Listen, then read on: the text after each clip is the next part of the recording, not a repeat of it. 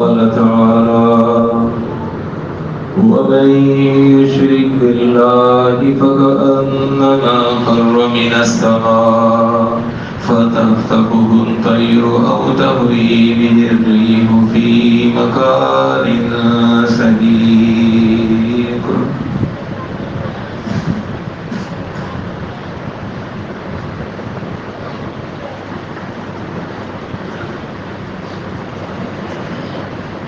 محترم حضرات،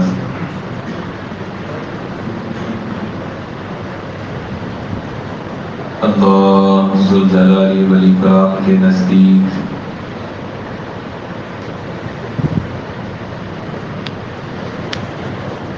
سب سے بڑا اور سب سے خطرناک جرم اللہ کے ساتھ شرک کرنا ہے۔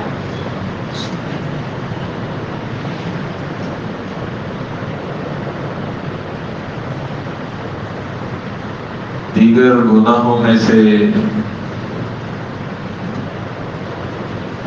کوئی گناہ ایسا نہیں ہے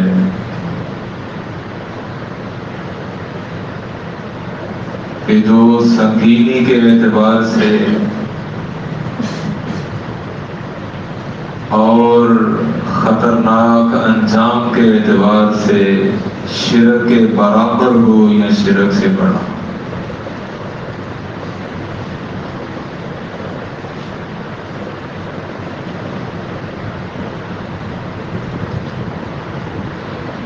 یہی وجہ ہے کہ اللہ رب العزت نے قرآن مجید فرقان حمید میں شرک کی دیگر گناہوں کی بنسبت سب سے زیادہ مذمت فرمائی ہے، اور شرک کرنے والوں سے اللہ نے انتہا درجے کی ناراضگی اور ان کے غصے کا اظہار کیا۔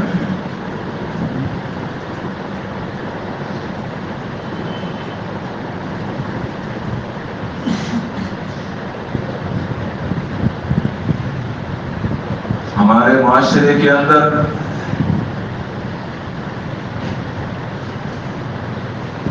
ایسے لوگ ایک بہت بڑی تعداد کے اندر موجود ہیں کہ جو ختم نبوت میں آنچ گوارا نہیں کرتے۔ امام الانبیاء جناب محمد الرسول اللہ صلی اللہ علیہ وسلم کو آخری پیغمبر اور آخری نبی تسلیم کرتے ہیں، اور جو اس عقیدے میں یقین نہیں رکھتا، اس عقیدے کا انکاری ہے، اسے دار اسلام سے خارج تصور کرتے ہیں۔ ختم نبوت کا مسئلہ ان کے نزدیک اتنا اہم ترین مسئلہ ہے، میں کہتا ہوں جتنا وہ اہم سمجھتے ہیں، قرار دیتے ہیں، واقعتاً اس کی اہمیت میں کوئی فرق نہیں ہے۔ قرآن اور حدیث کا یہی پیغام ہے، یہی درس ہے کہ واقعتاً آپ صلی اللہ علیہ وسلم اللہ کے آخری رسول ہیں، اور جو آپ کو آخری رسول نہیں مانتا دار اسلام سے خارج ہے، اسلام سے اس کا کوئی تعلق نہیں۔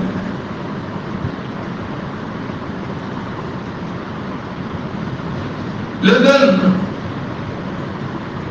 ختم نبوت کے اس مسئلے کو اتنا اہم قرار دینے والے اس سے بھی زیادہ اور اس سے بھی بڑے خطرناک اور المناک جرم کے مرتکب اور دن رات اس گناہ کے اندر ملوث نظر آتے ہیں کہ جسے اللہ وحدہ لا شریک نے ختم نبوت کے مسئلے سے بھی زیادہ سنگین اور اہم مسئلہ قرار دیا، اور وہ ہے رب کی توحید کا مسئلہ۔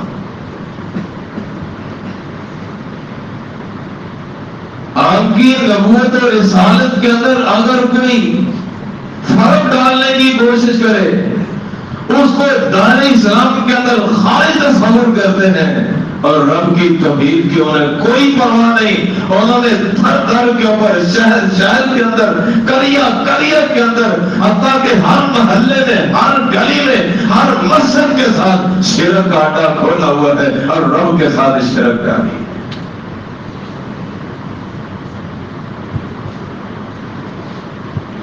توحید کی اہمیت کو جانا ہی نہیں، صرف ختم نبوت کے مسئلے کی اہمیت کو سمجھ لیا، جان لیا، پہچان لیا، لیکن جو اس سے بھی اہم مسئلہ ہے رب کی توحید کا مسئلہ، اس کے حوالے سے انتہا درجے کی غفلت و لاپرواہی۔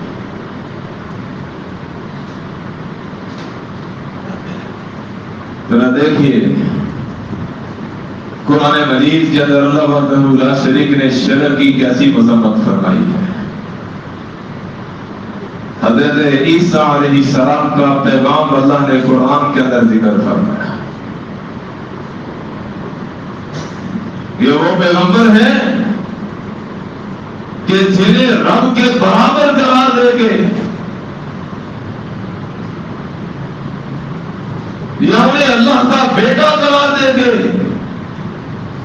یا انہیں اللہ کی ذات قرار دے کے اللہ اور ان کے درمیان فرق کو ختم کر کے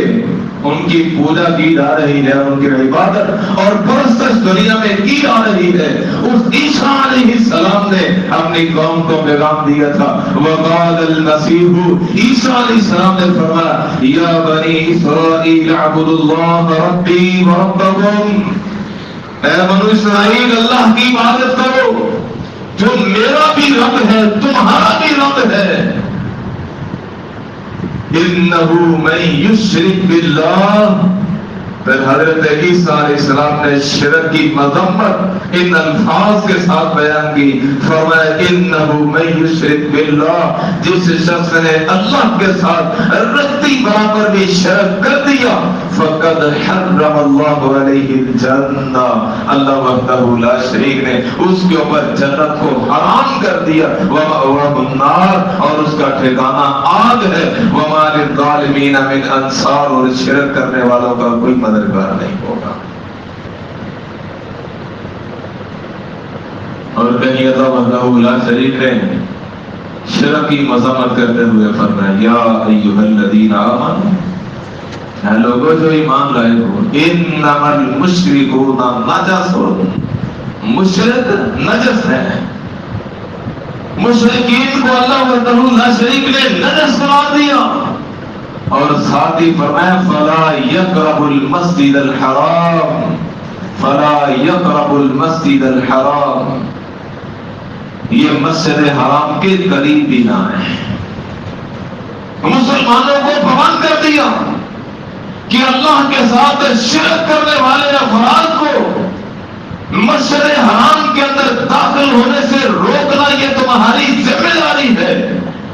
یہ عقیدے کے بھنڈے لوگ، عقیدے کے بگڑے ہوئے لوگ، یہ انتہا درجے کے گمراہ لوگ اس اہل ہی نہیں ہے کہ مسجد حرام کے اندر قدم بھی رکھ سکے۔ فلا یقرب المسجد الحرام، یہی وجہ ہے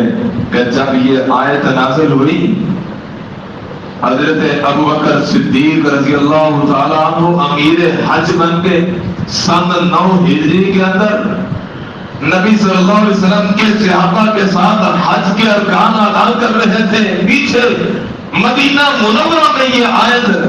پیارے پیغمبر جناب محمد رسول اللہ صلی اللہ علیہ وسلم پہ نازل کی گئی کہ مشرک پلید ہے، آج آج کے بعد یہ مسجد حرام کے قریب نہ آئے، ان کو مسجد حرام کے اندر داخل ہونے سے روکنا اے مسلمانوں تمہاری ذمہ داری ہے۔ ابھی حضرت ابوبکر صدیق رضی اللہ تعالیٰ عنہ ارکان حج ادا کر رہے تھے، حضرت علی المرتضی رضی اللہ تعالیٰ عنہ کو اپنی سواری دے کر بھیجا، اپنی اونٹنی کو پر سوار کر کے بھیجا کہ جاؤ میرے ابوبکر کو جا کے یہ آیت سناؤ اور مکہ مکرمہ کی تمام گلیوں کے اندر یہ اعلان کر دو، یہ صدا بلند کر دو کہ جو شخص اللہ کے ساتھ شرک کرنے سے وہاں سے نہیں آئے گا اس کو کعبۃ اللہ کے ساتھ جتنی مرضی محبت ہو، عقیدت ہو، ایسا نجس شخص مسجد حرام کے اندر قدم نہیں رکھ سکے گا۔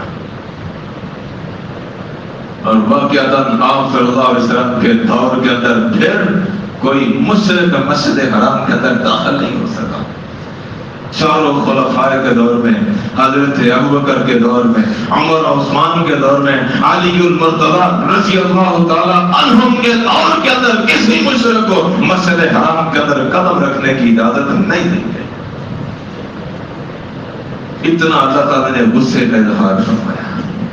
ٹھیک ہے باقی مسجدوں کے اندر قدم رکھ سکتے ہیں۔ سمامہ بن اسال رضی اللہ تعالیٰ ابھی مشرک سے اسلام قبول نہیں کیا تھا، آپ صلی اللہ علیہ وسلم کے ایک ہراول دستے نے ان کو پکڑ لیا، مسجد نبوی کے ستون کے ساتھ ان کو شرک کی حالت میں 3 دن باندھے رکھا، قرآن سنایا، محمد صلی اللہ علیہ وسلم نے صحابہ کی محبت سکھائی، اسلامی تعلیمات اس کے سامنے پیش کی، اسلام سے وہ متاثر ہوا، بعد میں اس نے اسلام قبول کیا۔ الغرض آپ صلی اللہ علیہ وسلم نے مسجد نبوی کے اندر تو مشرک کو آنے کی اجازت دی، لیکن اللہ اس کے رسول صلی اللہ علیہ وسلم نے مشرک کو مسجد حرام کے اندر قدم رکھنے کی اجازت دی۔ مشرک سے اللہ نے اس قدر نفرت کا اظہار کیا۔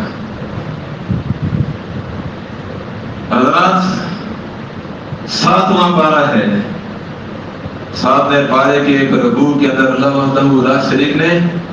18 کے قریب پیغمبروں کا نام لیا اور ان سارے پیغمبروں کی ایک طویل فہرست بیان کی، جس کے اندر حضرت ابراہیم علیہ السلام اللہ کے خلیل پیغمبر، ان 18 پیغمبروں میں حضرت داؤد و سلیمان علیہ السلام باپ بیٹا عظیم المرتبہ پیغمبر، ان میں حضرت عیسیٰ روح اللہ بھی ہے، موسیٰ کلیم اللہ بھی ہے، 950 سال دعوت دین کا کام کرنے والے حضرت نوح علیہ السلام بھی ہیں۔ بڑے بڑے پیغمبروں کی فہرست بیان کر کے آخر میں اللہ وحدہ لا شریک نے مجھے اور آپ کو ہلانے کے لیے ایک بہت بڑی بات کہہ دی، فرمایا وَلَوْ أَشْرَكُوا لَحَبِطَ عَنْهُمْ مَا كَانُوا يَعْمَلُونَ۔ ان سارے پیغمبروں میں سے اگر کوئی بھی شرک کرتا، جو بھی انہوں نے ساری زندگی اعمال کیے تھے سارے اعمال برباد ہو جاتے۔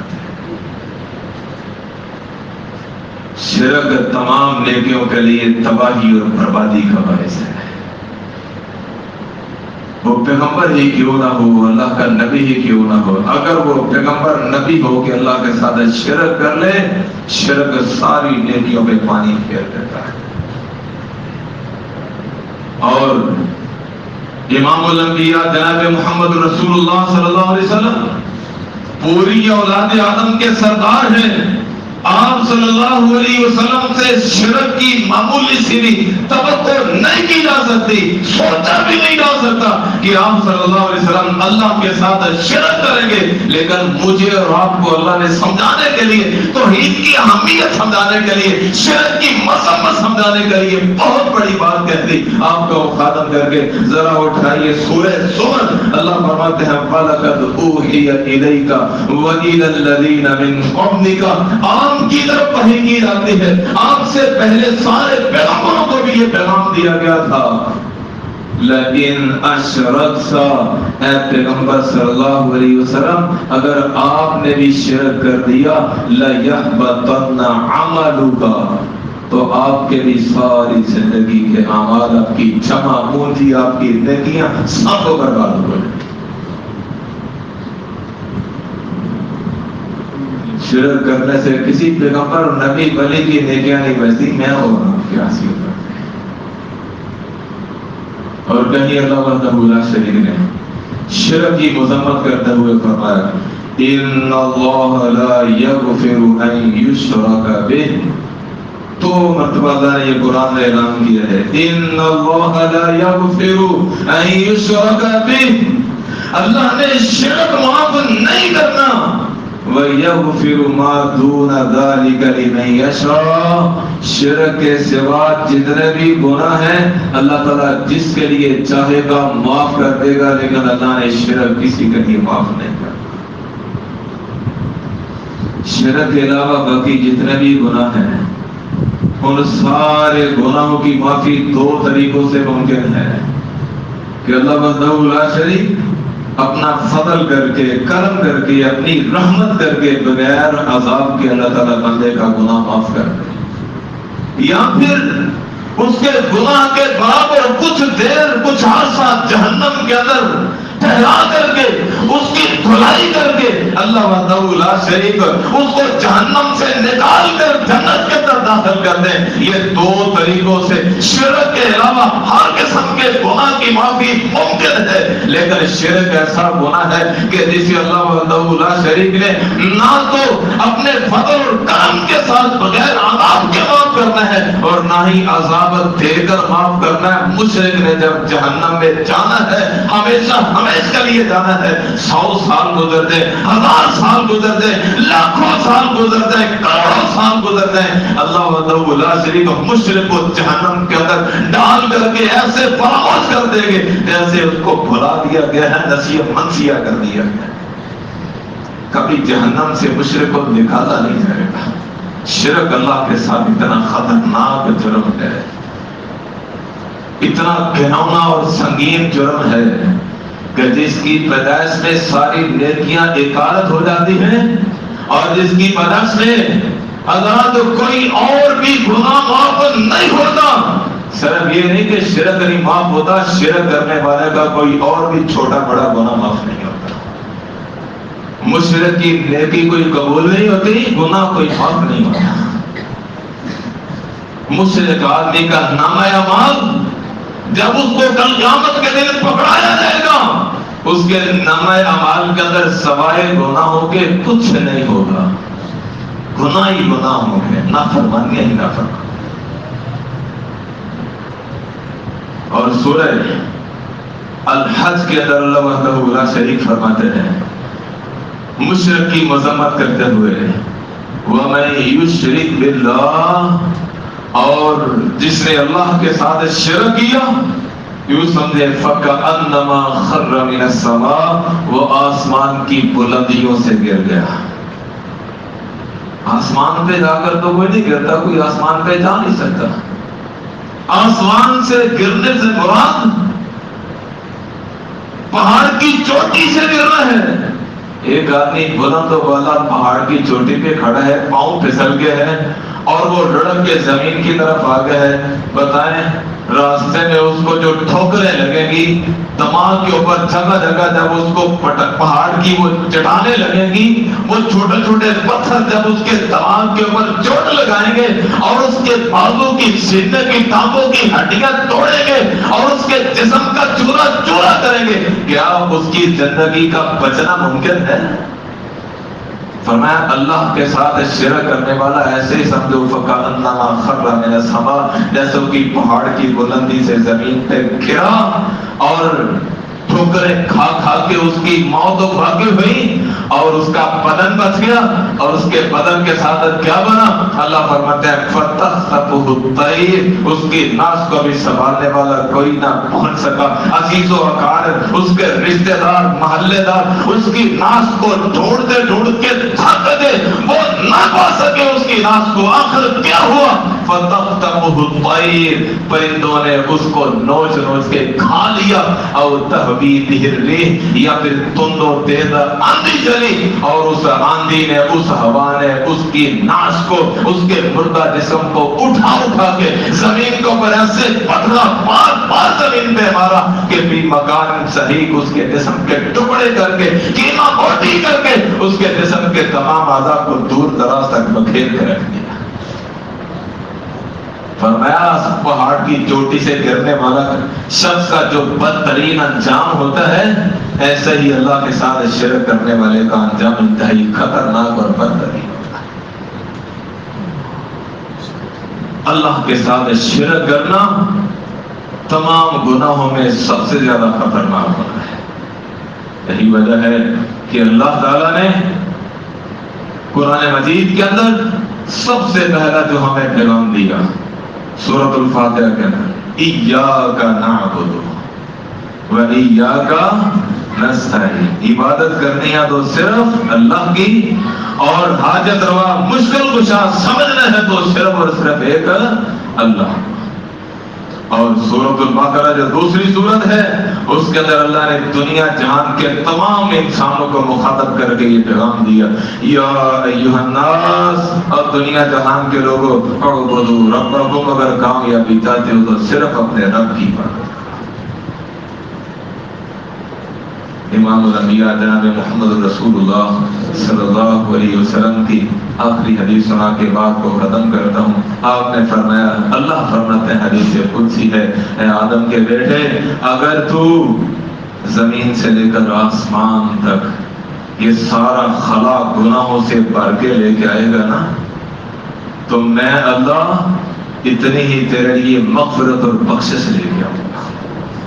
جتنے تیرے گناہ ہوں گے اتنی میری مغفرت اور رحمت ہوگی، لیکن شرط یہ ہے کہ یہ جو زمین سے لے کر آسمان تک یہ سارا خلا گناہوں سے بھرا ہوا ہے، ان گناہوں کے اندر شرک نہ ہو،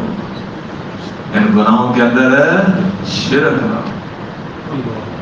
اگر شرک ہوا تو کوئی گناہ معاف نہیں ہونا، اگر شرک نہیں ہے تو زمین سے لے کر آسمان تک سارا خلا ہی کیوں نہ گناہ سے بھرا ہو، اللہ تعالیٰ معاف کر دیں گے، خواہ عذاب کے ساتھ معاف کرے، خواہ اللہ تعالیٰ اپنے فضل و کرم کے ساتھ بغیر عذاب کے معاف کرے، معافی حاصل ہو سکتی ہے۔ لیکن اگر شرک ہے معمولی سا، کسی گناہ کی معافی نہیں۔ اللہ تعالیٰ ہمیں ہر قسم کے شرک سے محفوظ فرمائے، خالص توحید کی ہمیں سمجھ عطا فرمائے، اور اس کو مرتے دم تک اپنانے کی اور اس کو پر قائم رہنے کی توفیق عطا فرمائے۔ وما علیہ الا البلاغ۔